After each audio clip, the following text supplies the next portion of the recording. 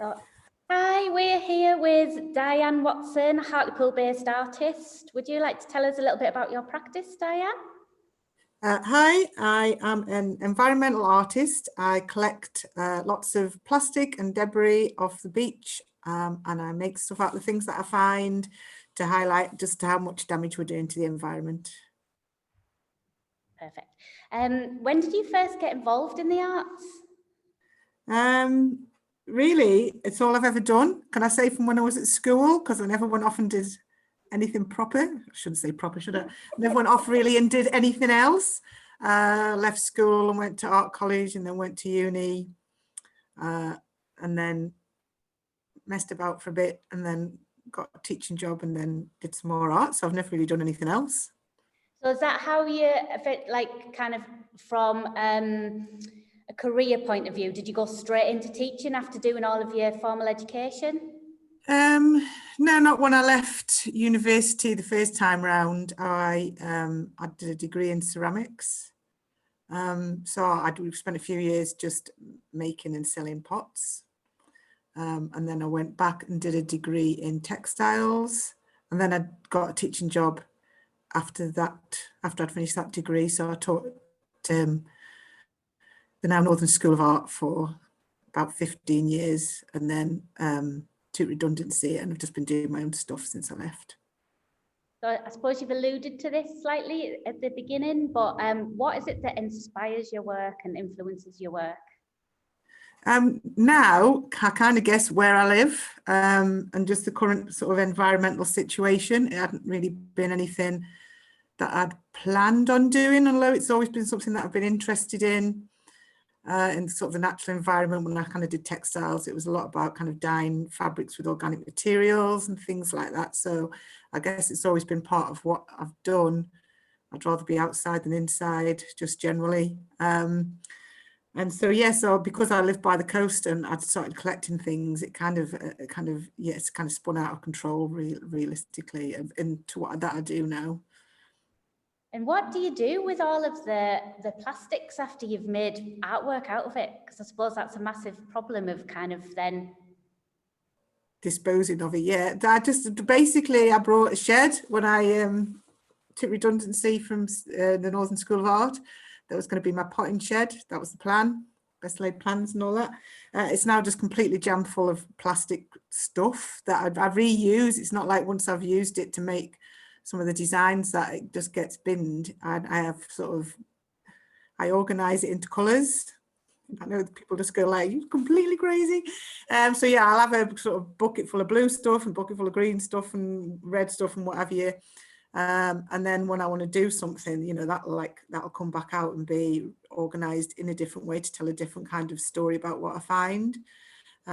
So yeah, things get categorized in different ways. It's kind of, yeah, it's become quite obsessive.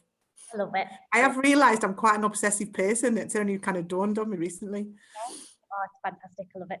So do you tend to work alone or do you collaborate? I work alone. Well, I do. I have worked with other groups of people. I mean, on my own practice, I work alone. I kind of just work from my studio at home. I like to work alone, but I also have done projects with sort of Navigator North and sort of other artists, you know, which is quite nice. It's kind of just to swap things around a little bit, but kind of I work mostly kind of by myself. Do you like that, like the process of working on your own? Yeah, I am quite miserable. I kind of like to work by myself. I'm not miserable. You know me to know that I'm not miserable. But I think some people need that, to have somebody else about to kind of, you know, bounce ideas off or just to kind of, you know, get themselves motivated. Whereas I'm like, I get an idea in my mind and then I just want to be left to get on with it. Yeah, focused. Yeah. And where do you usually practice your art? Is it kind of, do you exhibit or is it kind of, what do you do? Is it project based or? Yeah, various things. So I'll work on different projects. So that will depend. So I've worked with Navigator North, exhibiting at Festival of Thrift. I've worked with Thrift again this year. And then, you know, you kind of do one thing and that leads to some other things. So I've worked with Mima I've had my own exhibitions sort of locally. I've worked with Lumiere, and that's led to other exhibitions in Durham. So kind of, it depends who I'm working with and what I'm doing, but I kind of exhibit in different places, kind of mostly locally, I guess, at the minute. And why do you think the creative arts are important, both personally and more generally?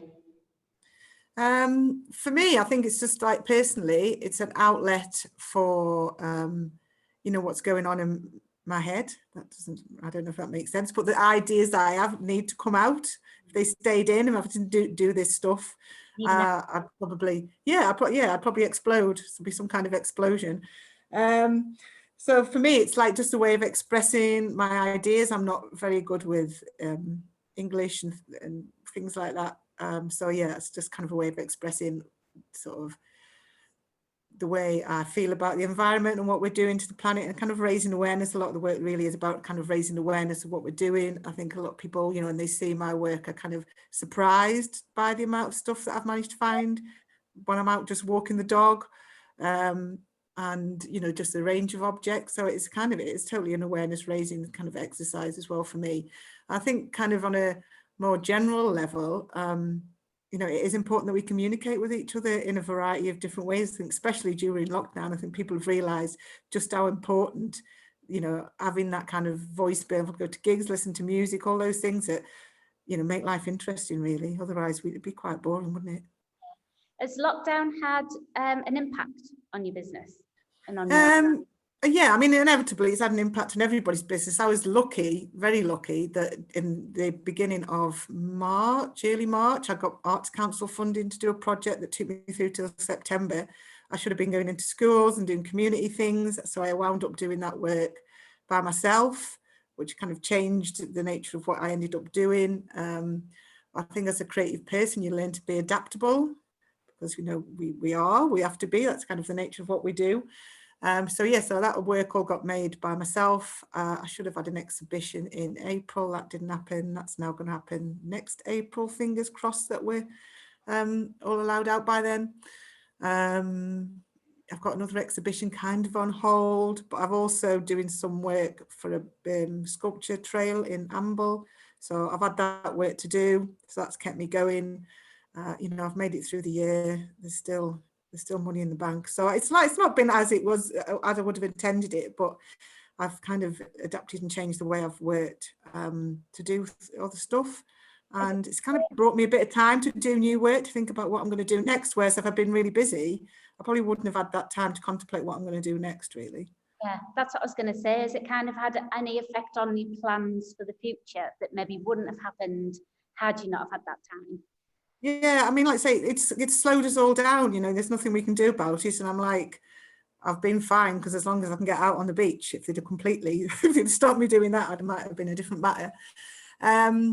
But yes, so it's made me think, it's just brought me some breathing space to think about what I want to do next. I say it was amazing that I got that money in March to do the Garden of the Deep sort of project that I'm going to carry on in, there's plans to do that properly with Thrift next year.